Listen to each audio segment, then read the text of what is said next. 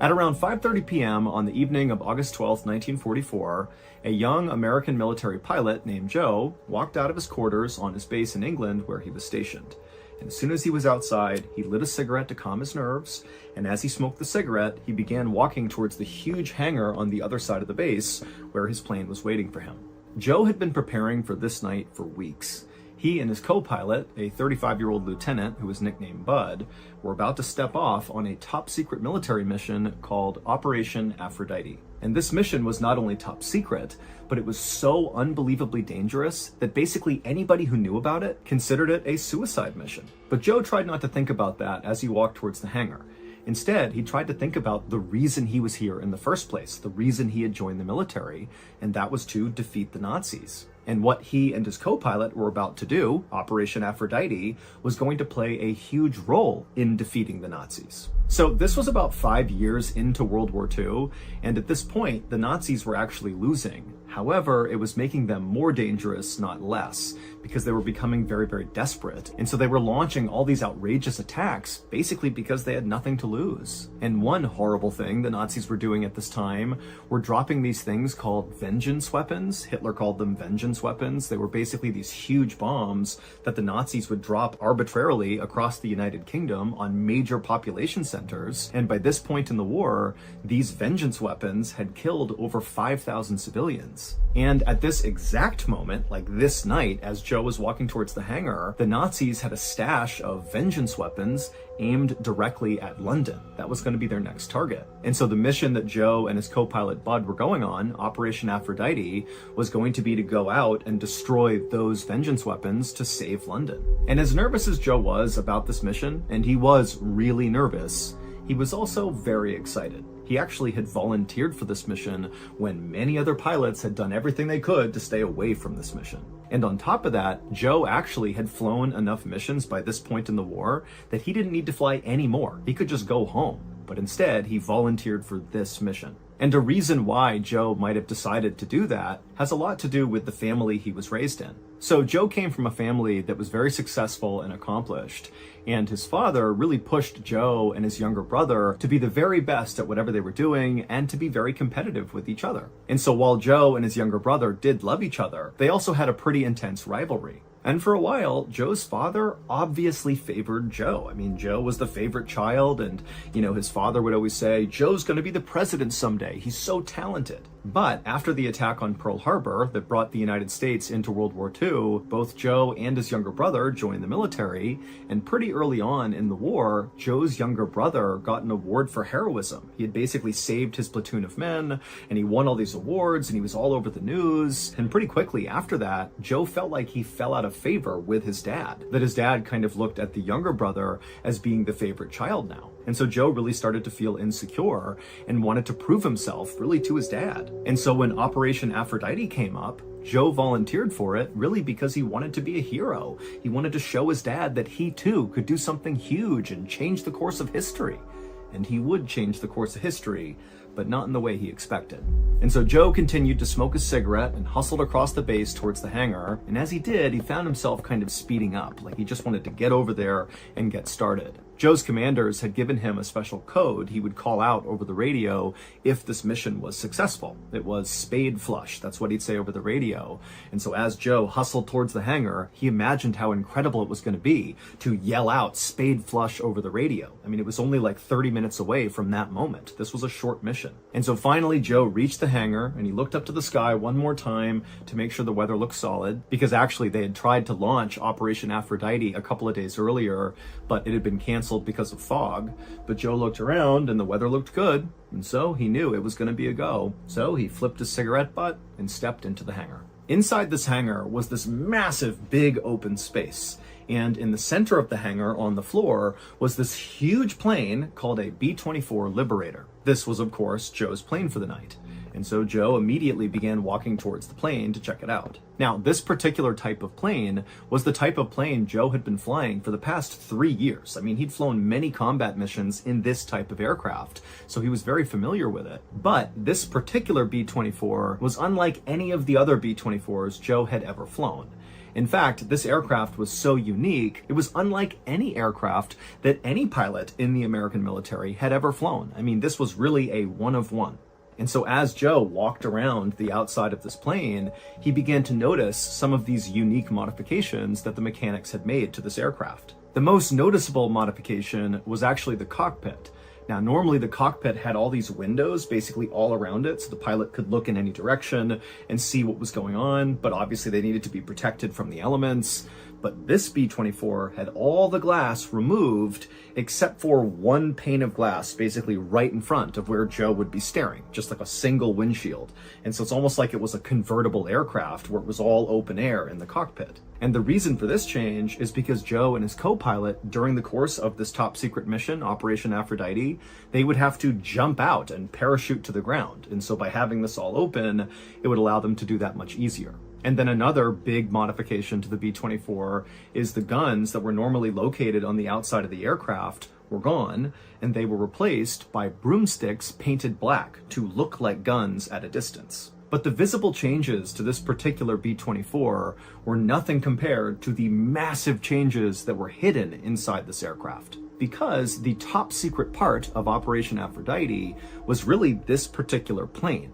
The plane was not really a plane, it was more like a huge flying bomb. The military's mechanics basically hollowed out the entirety of this plane, removed everything inside of it that was not absolutely vital, and they replaced it with explosives. 10 tons of explosives. Like, this is an unbelievable amount of explosives. A few minutes later, at around 5:55 p.m., Joe and his co-pilot Bud, who by this point had come into the hangar, finished doing their exterior inspection of the aircraft, and then they climbed into the cockpit, with Joe taking a seat in the pilot's seat and Bud sitting in the co-pilot's seat.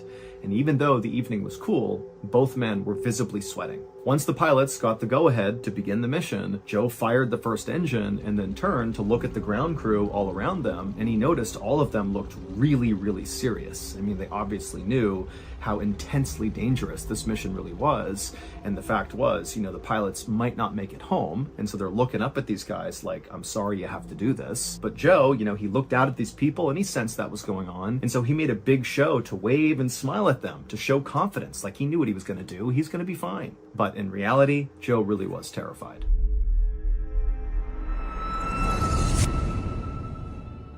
In about 10 seconds, I'm going to hold something up in front of the camera that our team has been working on for over a year, and it's finally ready to be revealed, and we know you're going to love it. All right, drum roll please, here we go. And it's the Strange, Dark, and Mysterious delivered in book format.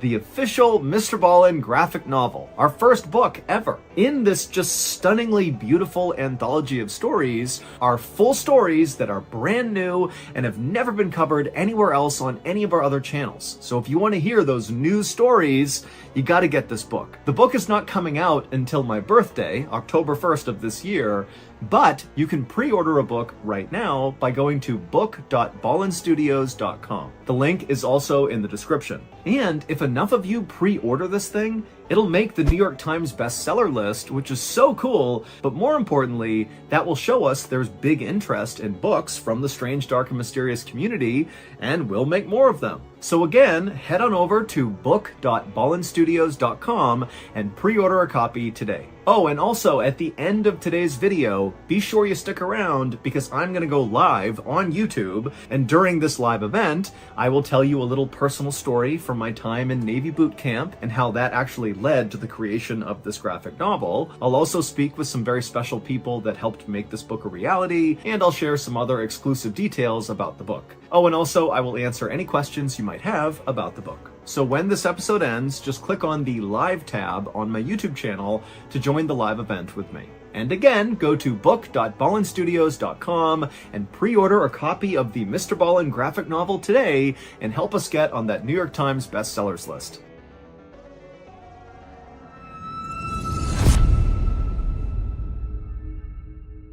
By 5:59 p.m., Joe had all 4 propellers spinning on the aircraft, and so he released the brake and began taxiing out to the runway. And as they bumped along, Joe and Bud became really aware of just how heavy this aircraft was from all the explosives. I mean, every bump, this plane is lurching up and down and really creaking and making lots of noises. I mean, this was sketchy. Finally, Joe went full speed ahead, and he and Joe went tearing down the runway, and at some point the plane did get lift and it took off into the air. And then just up ahead of him were 6 other planes that had just taken off moments before, who were going to escort Joe and Bud to their target area. Once Joe got the plane to its cruising altitude, he and Bud kind of relaxed for a second and began preparing themselves for what was going to happen next.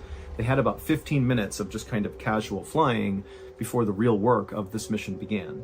The vengeance weapons that Joe and Bud were going out to destroy as part of Operation Aphrodite were located about 120 miles south, just outside of this little town in the very northern tip of France. But destroying these weapons would not be as simple as just Joe and Bud flying over top and releasing all their explosives and flying back home, because the Nazis had buried these vengeance weapons deep inside the hills in this town in northern France. And so regular bombs wouldn't touch these vengeance weapons. They had to do it a different way. And the way they were going to do it was Joe and Bud were going to fly their plane directly into the hills. And the way they would do this is they would fly their plane as close to the target area as possible, at which point one of the other pilots that were in the escort planes would take remote control of the B-24 flying bomb.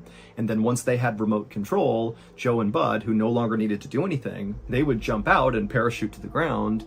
And then the pilot who was remotely flying this now vacant B-24 flying bomb, they would just set it on autopilot to crash into the hills. At around 6:15 p.m., just as the English Channel came into view, Joe toggled a switch on his control panel, and then after he did, he and Bud kind of held their breath for a second to see what would happen. And then a couple of seconds later, the plane kind of shuddered for a second and then leveled out. And then a call came over the radio from one of the pilots who were in the escort planes telling Joe and Bud that they had just successfully taken remote control of the B-24. So at this point, Joe and Bud are no longer flying the aircraft. They're just sitting inside of this flying bomb.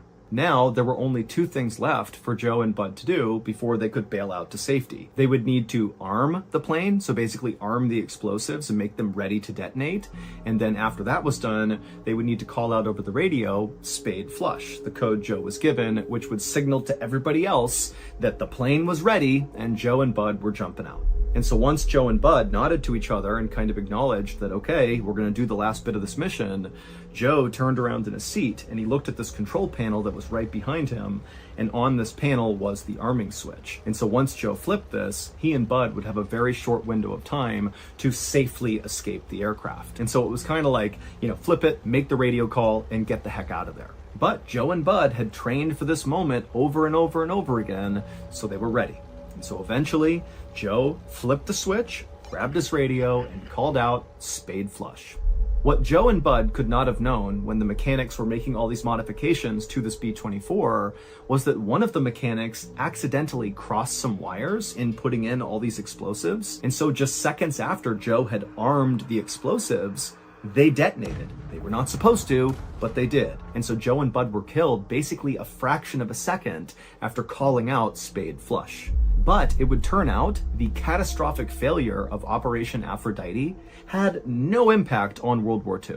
In fact, Operation Aphrodite should never have happened in the first place. It was totally unnecessary. What Joe and Bud and the rest of the American military didn't know at the time was 5 weeks earlier, the British Royal Air Force dropped a whole bunch of ground-penetrating bombs all across those hills in northern France, and they destroyed all of the vengeance weapons. So when Joe and Bud took off on this doomed mission, there was no threat to London. None.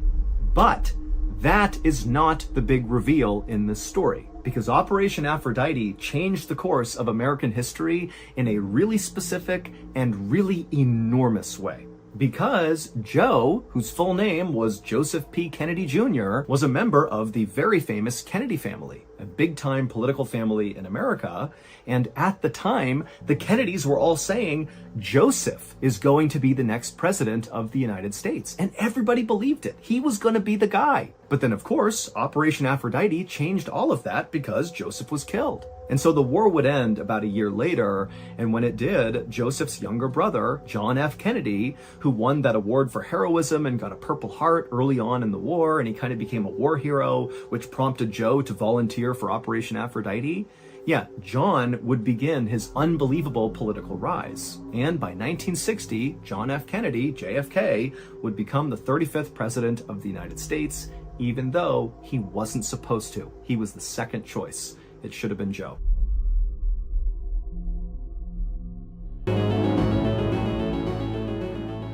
The Sierra Madre Oriental is a major mountain range that starts on the southern border of Texas and Mexico and cuts 700 miles south through the northeastern section of Mexico. About halfway down this mountain range on the eastern face lies a series of caves, and situated below these caves at the foot of the mountains are several small villages that are very isolated, and they're populated primarily with illiterate poor farmers. One night back in May of 1963, a 14-year-old boy named Sebastian Guerrero, who lived in one of these small isolated villages, decided to go for a walk up in the mountains, and he wanted to go explore the different caves. Now, this was something he did fairly regularly because there was a local rumor that there was actually hidden treasure in these different caves. Now, it's unclear if Sebastian literally believed that or if that was just kind of an excuse to go have a look around himself. But regardless, he headed out of his house and he began walking up the mountain towards these caves. The entrance to these caves were a couple hundred feet up the mountainside,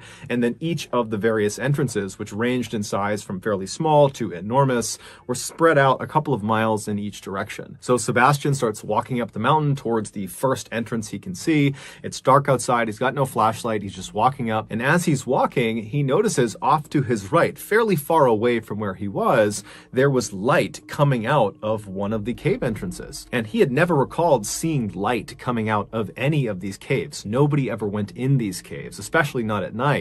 And so his interest was piqued, and he decided he would kind of abandon his original plan to just kind of look around near his village, and he would actually walk all the way over to that lit up cave and see what was going on. So he turned right and began kind of walking uphill at an angle in the direction of this lit up cave. And so as he's walking, he's getting farther and farther away from the village where he lives, and he's starting to hear sounds coming out of this lit up cave entrance. It sounds like a person potentially, either they're laughing or they're screaming. He doesn't really know. He's thinking, maybe someone's having a party inside one of these caves. He has no idea. But after he gets maybe 200 or 300 feet away from this entrance, he realizes it's definitely a person, and they're definitely screaming. And it does not sound like they're screaming out of joy. It sounds like they're screaming because they're scared or they're in pain. And as he's getting closer and closer and closer to this cave, his anxiety is starting to ramp up because he's really starting to be frightened by what he's hearing, and he's starting to realize there's more than one person inside of this cave. In addition to the person that is screaming out,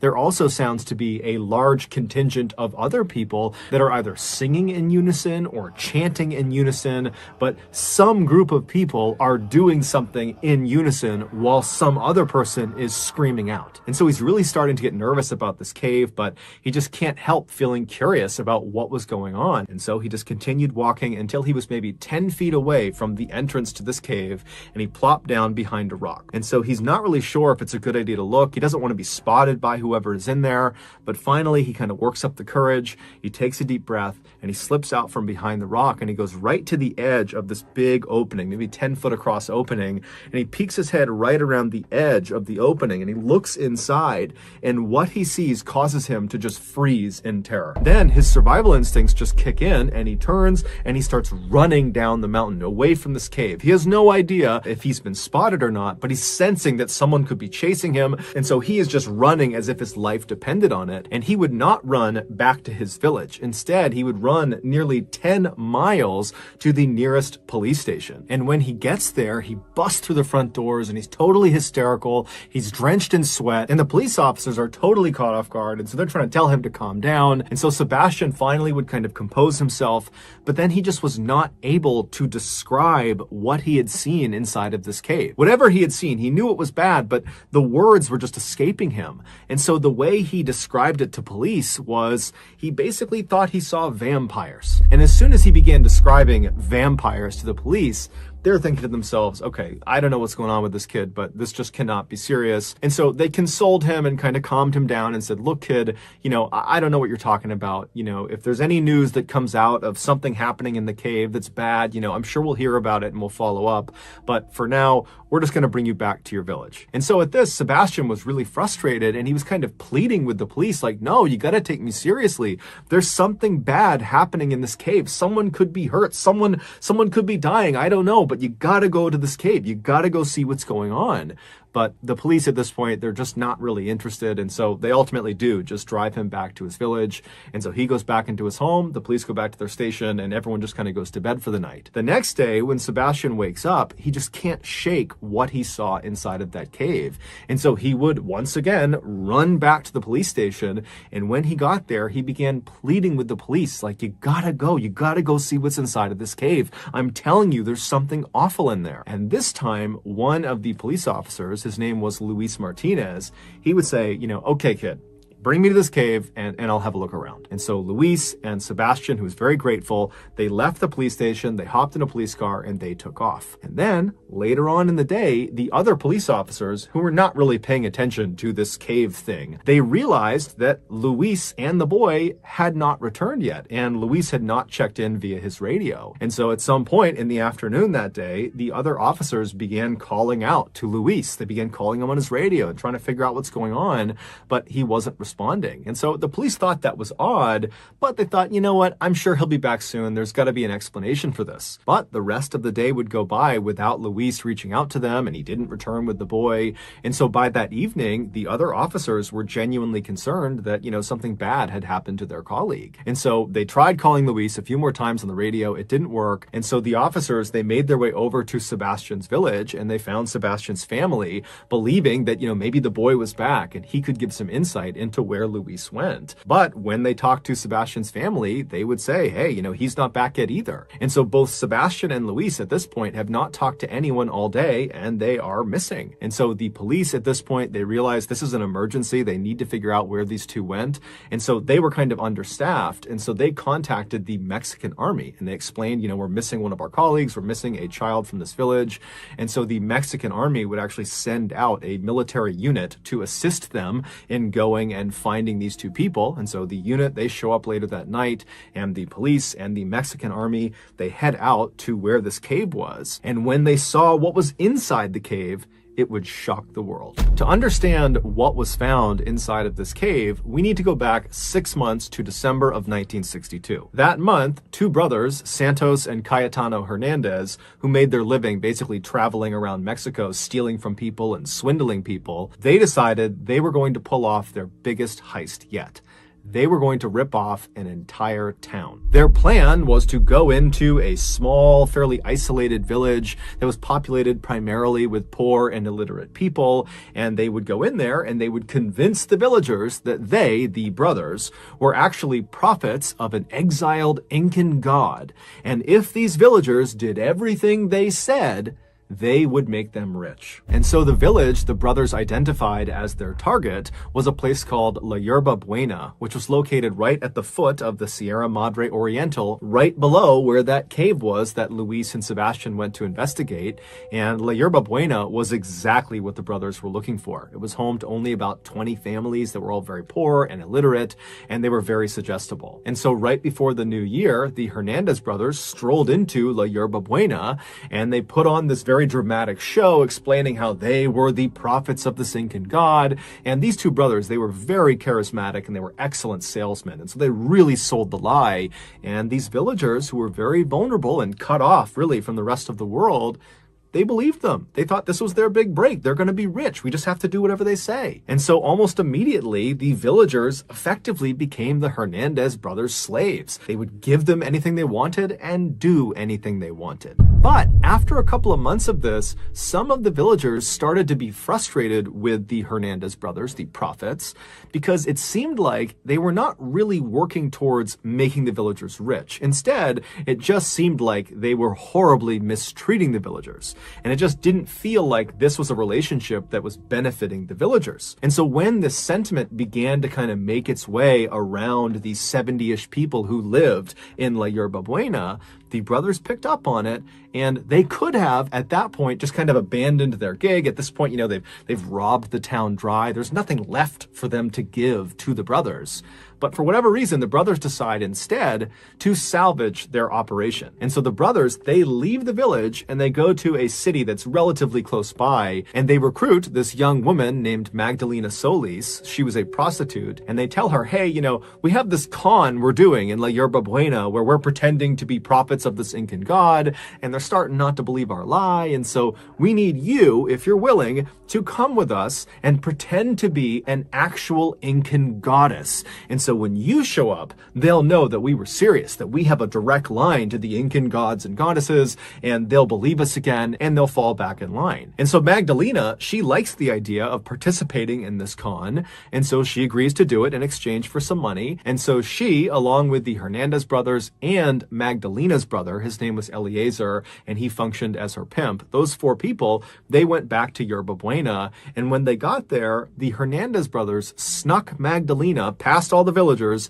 up to that cave up in the mountains. And they put her in the back of the cave. They kind of hid her behind some rocks, and they dressed her up in an Incan goddess costume. And then once she was in there, the brothers went back down to the village and they rounded all the villagers up and said, come on, let's go up to the cave. We have a special ceremony for you. And so the villagers made their way up to this cave. And once they were all inside, the Hernandez brothers used some basic magic tricks and created basically a smoke screen. Once they had the smoke screen kind of billowing in the back of the cave, they secretly signaled to Magdalena, who was behind the smoke screen, and she knew that was her cue, and she leapt through the smoke and she presented herself to the villagers for the first time, and she declared herself to be a reincarnated Incan goddess. And if you don't do what I tell you to do, I'm going to kill you. And so the message she was sending to the villagers was so intense, they completely believed that this was an Incan goddess, and therefore this was not a ruse. The brothers were not lying to them. This was all very real. There's a real goddess in front of us. And so they immediately fell right back in line. The plan worked exactly as the brothers wanted it to. However, there was an element of their plan they could not possibly have accounted for. And that was what Magdalena did next. Even though Magdalena was fully aware that what she was getting herself into was an act, it was a con, it was not real. Despite that, as soon as she jumped through the smoke and was standing in front of the villagers for the first time and saw the looks on these people's faces as they stared up at her, and she saw their reverence for her, it had this profound impact on her. This is a woman who's never had control in her life. She's been a prostitute since a young age, and here she is, the most powerful person in the room, and it's not even close. And it got to her head. And so when she left the cave that night, she literally believed she was a reincarnated Incan goddess, and she was not a merciful one. Within the first few days of her stay at La Yerba Buena, Magdalena used threats of violence on the villagers to completely take over the village. She very easily supplanted the Hernandez brothers at the top of the power structure. Now, the Hernandez brothers probably were quite surprised to see this happen because they were expecting Magdalena to play more of a prop role to keep them in power, not the other way around.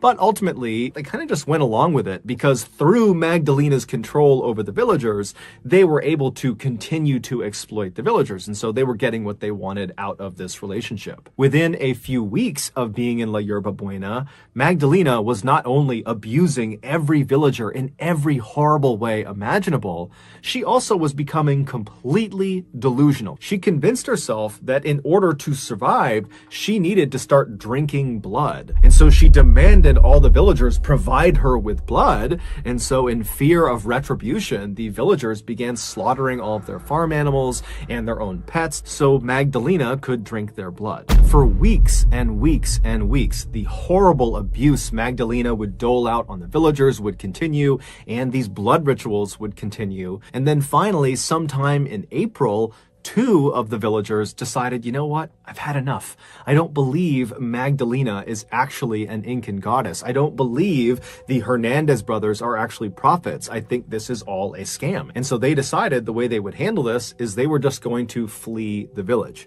Now, somehow their plans to run away got out, and the Hernandez brothers found out about it, and they, in turn, told Magdalena about it. And when she heard the news, she immediately told everyone in the village to make their way up to the cave for a special ceremony. So all the villagers, including the 2 people that were planning on running away, they made their way up to the cave, and once everyone was inside, Magdalena walked to the front of the group, and she pointed at the 2 dissenters, the 2 people that were planning on running, and she demanded that the rest of the villagers kill them. And on the spot, all of the other villagers jumped on top of the 2 dissenters and they lynched them. They beat them to death in the cave. And then after these 2 people have been killed, Magdalena orders their bodies be strung up on these 2 pikes she had set up in the back of the cave, because she knew what she was going to be doing up in this cave. And so after these 2 bodies were strung up on these pikes, Magdalena grabs a chalice and she walks over to these 2 bodies and she presses the chalice up against their bodies where they're bleeding from, and she fills it up and then she drinks from the chalice. And at this point, everything changed. Suddenly, Magdalena understood that it wasn't good enough to just be drinking animal blood. That was not enough to keep her, a goddess, alive. She now could only consume human blood. And so for the next several weeks, periodically, Magdalena would order everyone in the village to go back up to the cave for a blood ritual, which they all knew what this entailed. This no longer had anything to do with animals. This was human blood rituals. She would order them up and they would have no idea who was going to be the sacrifice. And so all these people, they get inside this dark cave, and then Magdalena shows up and she stands in front of them, and after kind of looking them over, she identifies her next sacrifice, and out of fear, the other villagers, who were the friends and family of the victim, would launch themselves on top of the chosen sacrifice and lynch them in the cave. And then afterwards, their body would be strung up on one of the pikes, and Magdalena would walk over with her chalice, she would fill it with blood, and she would drink it. And so this would go on and on for several weeks. And one of the most distressing aspects of these human sacrifices is that as she did more and more and more of them, Magdalena got it in her head that beating the sacrifice to death before consuming their blood was spoiling the blood in some way. And so what she began doing was she would have the other villagers beat the sacrifice into submission, and then she would have the sacrifice strung up to one of the pikes while they were still alive, and then she would carve their heart out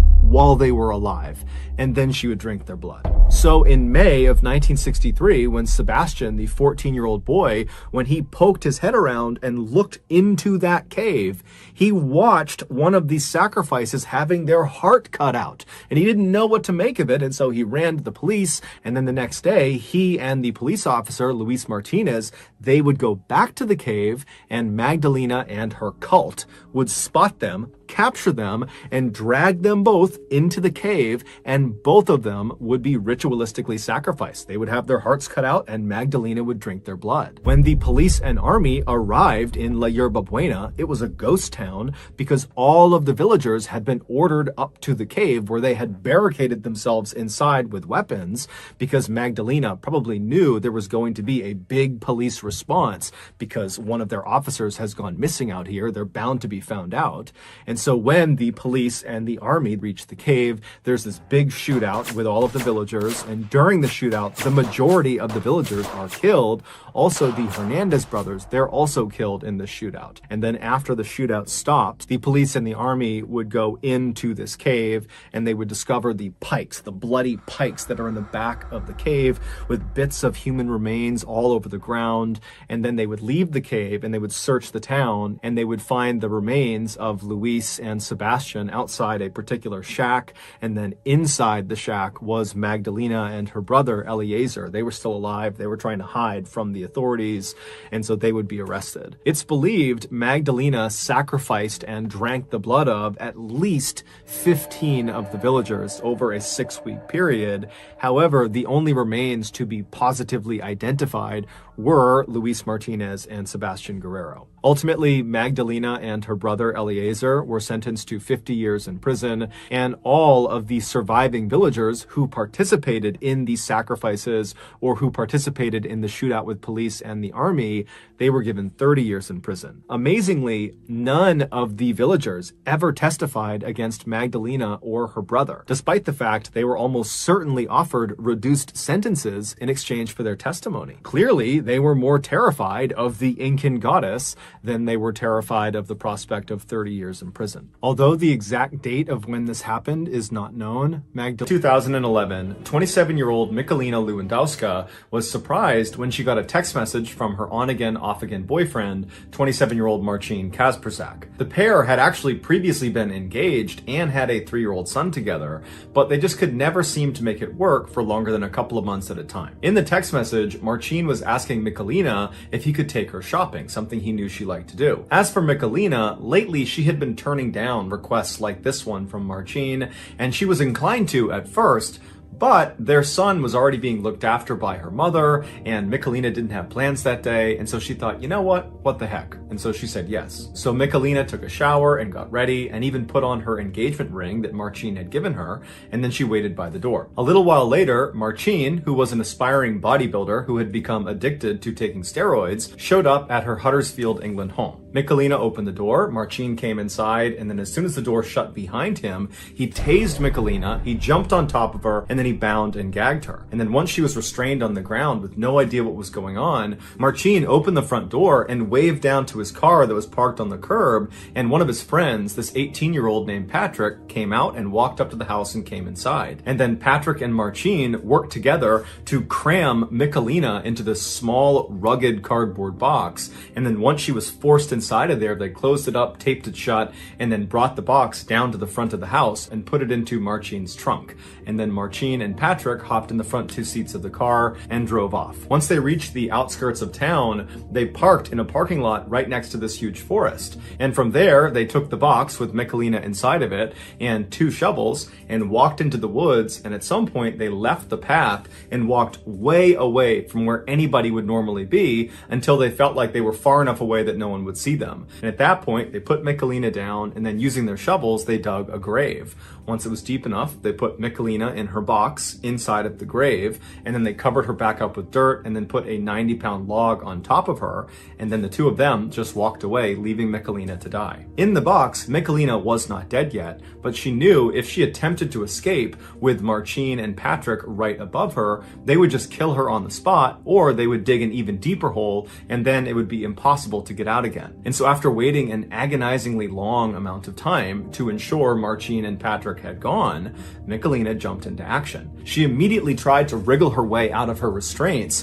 but the position they had forced her into, which was basically the fetal position with her hands tied behind her back, it didn't allow her to move very much in any one direction, and so without any movement, she could not get herself to come free of these restraints. And so as she's struggling, trying to figure out what she's going to do, she realizes she had chosen to wear her engagement ring that Marcin had given her, something she never wore anymore, and she could potentially use the diamonds in the ring to cut through the tape that was keeping her wrists tied together. And so she began working that ring until finally she did cut through her restraints and her hands were free.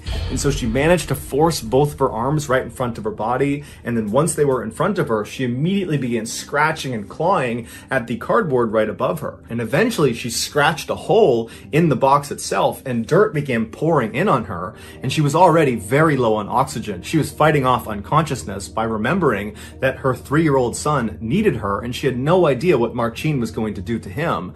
And so she just kept on digging and fighting as the dirt's coming in on her, and she's struggling to breathe. And then finally she pokes all the way through, and she can see sunlight, and fresh air comes into the hole. She can breathe again. And then with this huge surge of adrenaline, she forces herself and manages to push all the way up through this hole until she's standing in her grave. And from there, she pulls herself up and out of the dirt, and she runs towards the road where she flags down a motorist, and the motorist would call police and then wait with her until they arrived. After Marcin was arrested, the story came out that he had heard a rumor that Michalina was going to be leaving him and going back to Poland with their son, and he didn't want that, so he had decided he was going to kill her. Marcin was found guilty of attempted murder and sentenced to 20 years in prison, and Patrick was found guilty of kidnapping and sentenced to 4.5 years in prison.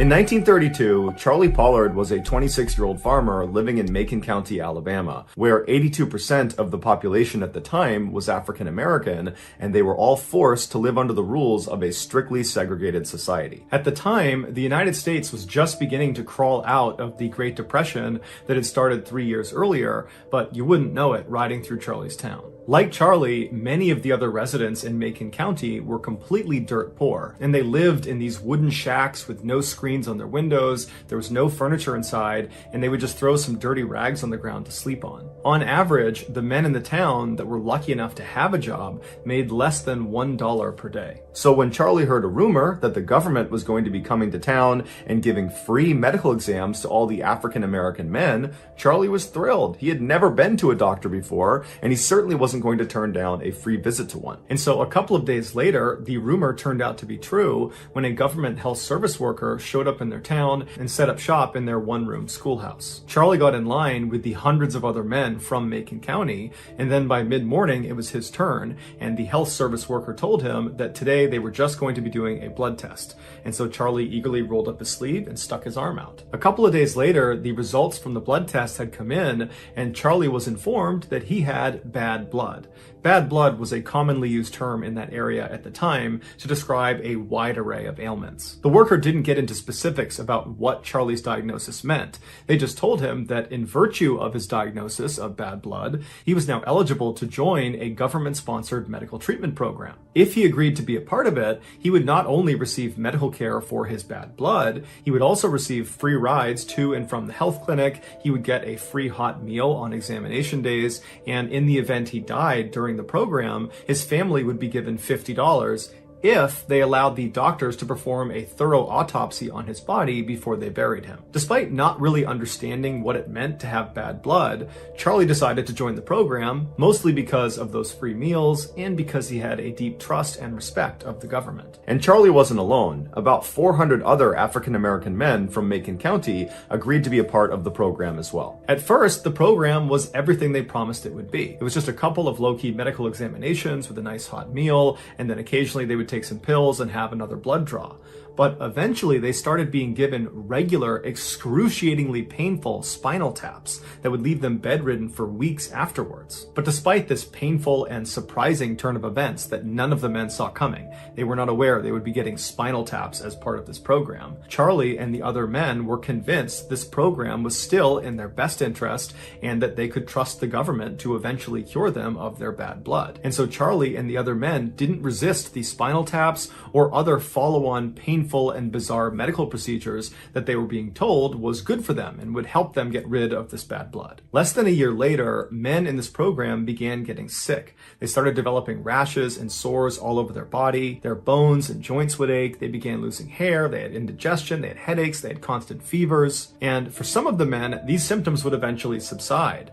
But for others, they got dramatically worse. For those men, they would develop tumors and their bones would start to disintegrate. They would go blind or deaf or become paralyzed, or they would simply die. But despite the obvious ineffectiveness of this treatment program, it persisted. When America entered World War II in 1941, Charlie and many of the other men in this program wanted to enlist in the military and go join the fight. But when they went to enlist, they were told that as members of this special medical program, they could only receive treatment from the doctors in that program. And so they could not receive treatment from military doctors and therefore were disqualified from military service. While frustrated by this rule, Charlie and many of the other men still considered themselves to be very fortunate to be allowed to be a part of this program that was curing them of their bad blood. And Charlie specifically felt like he was one of the luckiest men inside of this program because his bad blood had not led to these terrible symptoms that his friends were experiencing. And so over the years, in between his medical appointments, Charlie got married, he had a child, he even managed to buy a little plot of land that he farmed on nearly year-round. Then, in 1973, so over 40 years after they began this medical program, Charlie and the other survivors of this program had their lives completely turned upside down. That year, a very junior assistant within the Public Health Service secretly mailed off all of the records of this Macon County medical program to the Associated Press. And then a couple of days later, the Washington Star newspaper ran this huge story on their front page that said syphilis victims in United States study went untreated for 40 years. It would turn out Charlie and the other 400 men in this medical program, they didn't have bad blood. That was just kind of a made-up term to get them not to ask any questions.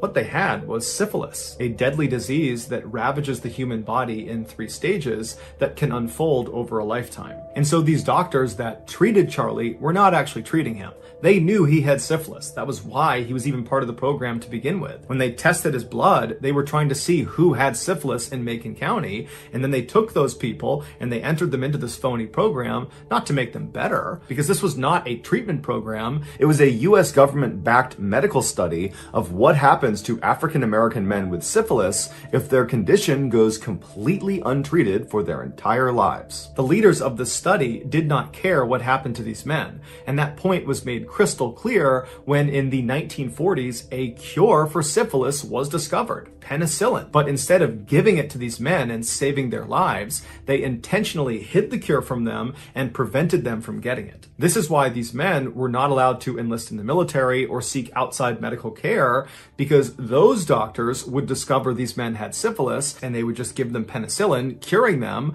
but that screwed up the study, and so they couldn't have that. The Public Health Service chose Macon County, Alabama, because at the time, 35% of the population was already infected with syphilis, and because they knew the men in this town would be largely uneducated and poor and desperate, and therefore easy to trick into joining this highly unethical study. At least 28 men in the study died as a result of their syphilis infections, and countless others suffered from long-term side effects. Charlie was 66 years old when he heard the news. Finally, he had an answer. Bad blood meant he had syphilis, but fortunately his syphilis had either burned out or gone dormant. But he thought about all the other men in the study that had not been as lucky, and Charlie felt so betrayed by the government. He and the rest of the men had no idea they were getting taken advantage of. Charlie got in touch with a lawyer who eventually sued the federal government, and in an out-of-court settlement, Charlie and the other 73 survivors of the so-called Tuskegee experiment were given $38,000 each as compensation. After the settlement, Charlie just went back to his simple life in Macon County,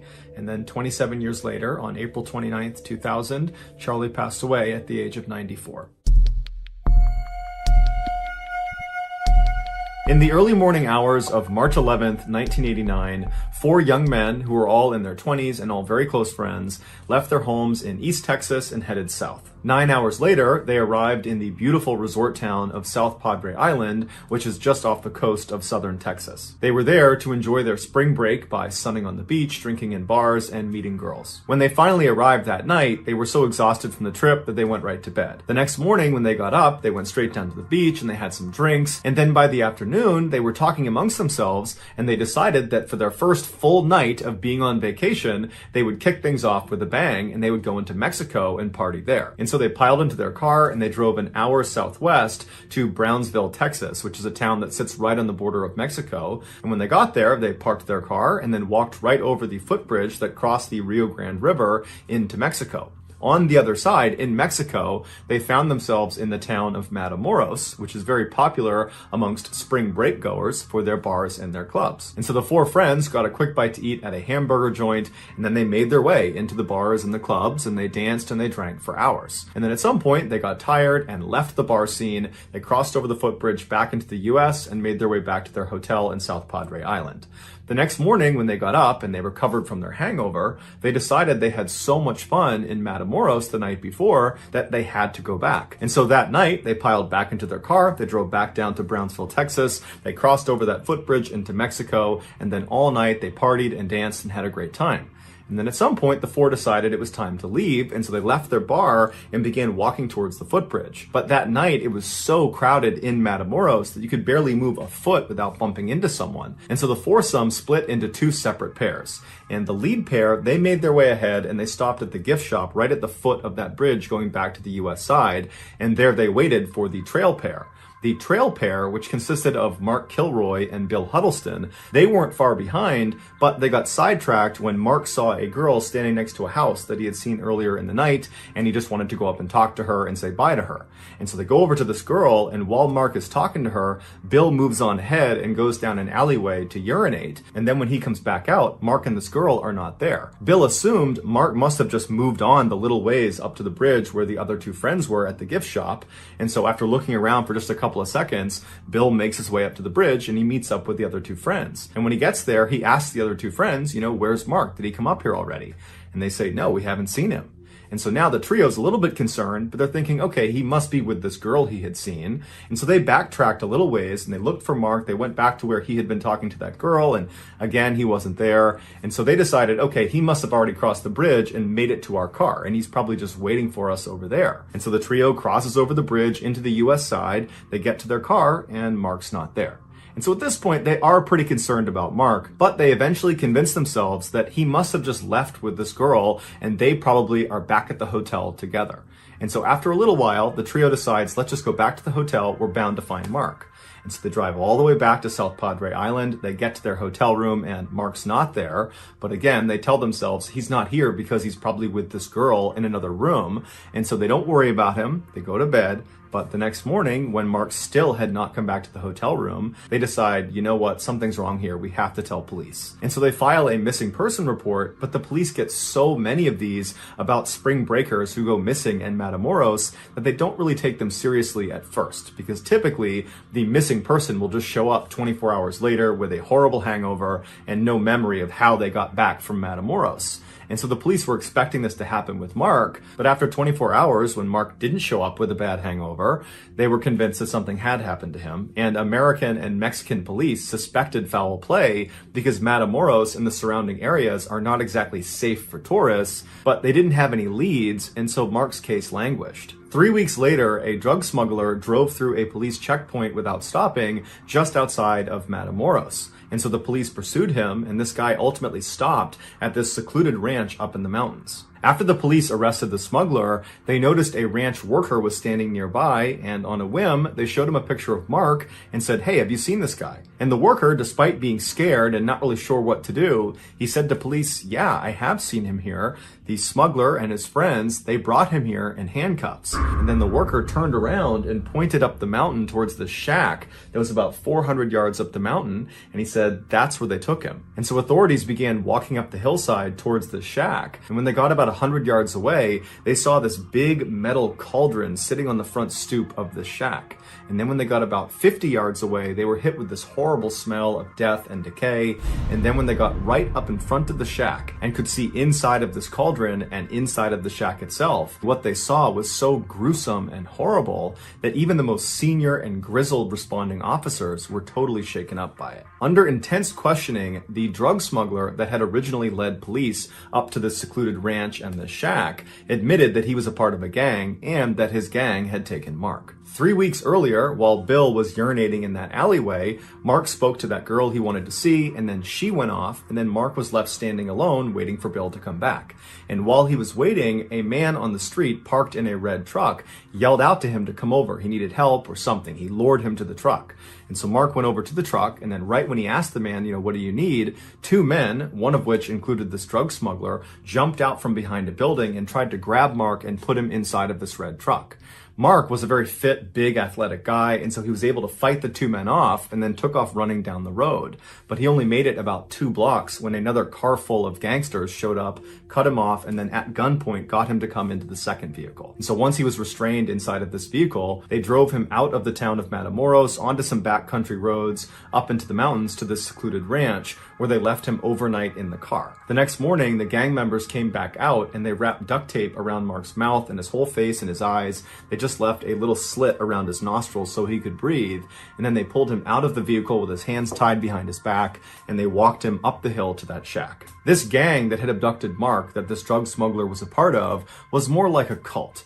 And this cult was led by a man named Constanzo, who practiced a form of black magic called Palo. Constanzo would perform Palo rituals, which he claimed to his followers would make he and all of them invincible. These rituals, which took place in the shack up in the mountains, involved human sacrifice. Constanzo would tell his followers that these people who were going to be sacrificed, they didn't just need to die, they needed to die screaming. Because Constanzo believed the more agony he inflicted on his victims before they ultimately died and were sacrificed to the gods, the more power the gods would grant to he and his his followers. And so the people who got kidnapped and marched up to that shack to be sacrificed were subjected to unspeakable atrocities, and Mark had been selected to be the next ritual sacrifice. After Mark was led out of the vehicle with his face all taped up, he was walked up to that shack where he spent several horrifying hours with Constanzo and his cronies, and then at some point Mark was killed when a machete was brought down on the back of his neck. Afterwards, Mark's brain was removed and placed into their sacred cauldron and boiled, and then Mark's legs were removed, and then a long wire was inserted into Mark's torso and fished around inside of him until they hooked it onto his spinal column, and then they buried his torso and his legs, and they left that wire protruding from his body up out of the dirt. There was basically a lead poking out of the ground, and the reason they did that was because later on they could just pull on that wire and pull up Mark's bones and use his bones to make jewelry. Mark's body was one of 15 discovered in and around this shack. The total number of people that Constanzo and his cult ritualistically murdered is at least 16, but believed to be closer to 26. However, the police were not able to get the official number from Constanzo because Constanzo had his followers shoot and kill him before the police could get to him. 5 other cult members were ultimately convicted for their roles in the cult's murders, and they were each given a sentence of over 6